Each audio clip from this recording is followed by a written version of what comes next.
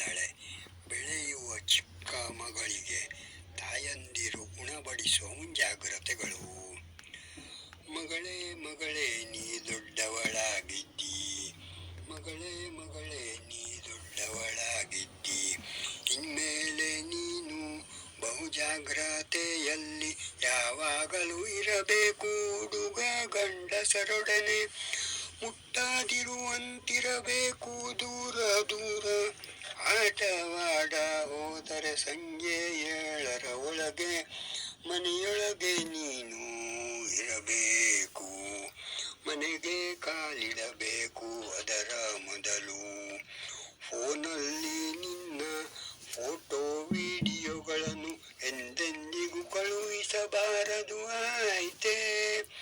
ಜಾಗ್ರತೆಗೆ limit ಇಲ್ಲ, ಎಷ್ಟೆಂದರೂ ನೀ ಚಿಕ್ಕವಳು, ಮಗು ತಾನೆ. ವಿಶ್ವವನ್ನು ತಿಳಿಯಲೇಬೇಕುಂಟು ಇನ್ನೂ ಎಷ್ಟೋ ಎಷ್ಟೋ ಎಷ್ಟು ತಿಳಿಯುತ್ತೀನಿ ಮುಂದೆ ಮುಂದೆ ಹೀಗೆ.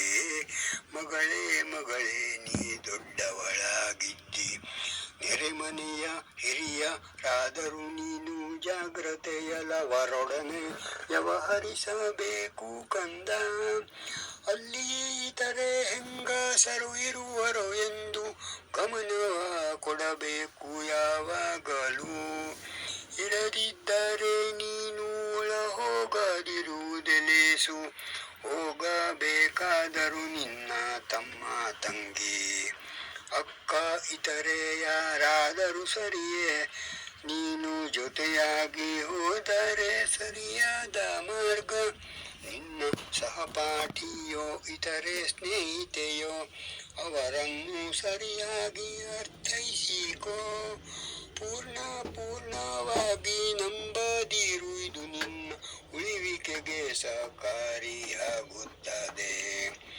ನಂಬಿದಂತೆ ನಾಟಕ ಮಾಡುವ ಅರಿವ ಕಲಿತುಕೋ ಒಳ್ಳೆ ರೀತಿಯಲ್ಲಿ.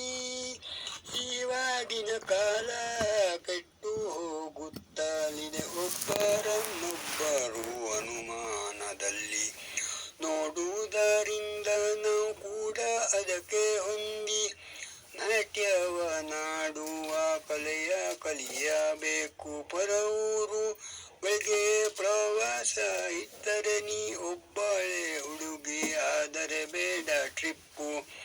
ನಿನ್ನ ಮೇಡಮ್ಮಿನೊಡನೆ ಮಾತಾಡುತ್ತಾ ಇರು ನೀನು. ನಿನ್ನ ಕಷ್ಟಗಳರಿವು ತಿಳಿಯಲವರಿಗೆ. ಉದ್ಯಾನಗಳಲ್ಲಿ ತಿರುಗುವ ಸಮಯದಿ ಒಂದು ಕಣ್ಣು ಯಾವಾಗಲೂ ಇರಲಿ ಹಿಂದೆ. ಗೋಮುಖ ವ್ಯಾಘ್ರರು ಇರಬಹುದು ಸುತ್ತಲೂ, ಇದಕ್ಕೆಂದೇ ಕೇರ್ಫುಲ್ ಆಗಿರಬೇಕು ನೀ. ಮಗಳೇ ನೀ ದೊಡ್ಡವಳಾಗಿದ್ದೀಯ, ನಿನ್ನ ವಸ್ತ್ರಗಳನ್ನು ನೀನೇ ಒಗೆಯಲು ಬೇಕು, ಇತರರಿಗೆ ಕೊಡಬೇಡ ಯಾವಾಗಲೂ. ಒಣಗಿದ ವಸ್ತ್ರಗಳ ತರುವುದು ನಿನ್ ಕೆಲಸ. ತಾಯಿಗೆ ಅಜ್ಜಿಗೆ ಕೃತಜ್ಞಳಾಗು. ಮಗಳೇ ನೀಗ ದೊಡ್ಡವಳು, ಹೆದರಬೇಡ ನೀ ದೊಡ್ಡವಳೆಂದು. ವಾಸ್ತವ್ಯ ಇದು ಸ್ತ್ರೀ ಸಂಕುಲಕ್ಕೆ.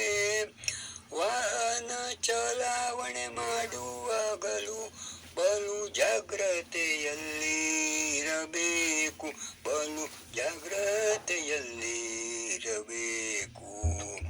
ಮಗಳೇ ಮಗಳೇ ನೀ ದೊಡ್ಡವಳಾಗಿದ್ದಿ, ಇನ್ಮೇಲೆ ನೀನು ಬಹು ಜಾಗ್ರತೆಯಲ್ಲಿ ಯಾವಾಗಲೂ ಇರಬೇಕು, ಯಾವಾಗಲೂ ಇರಬೇಕು. ಮಗಳೇ ಮಗಳೇ ನೀ ದೊಡ್ಡವಳಾಗಿದ್ದಿ.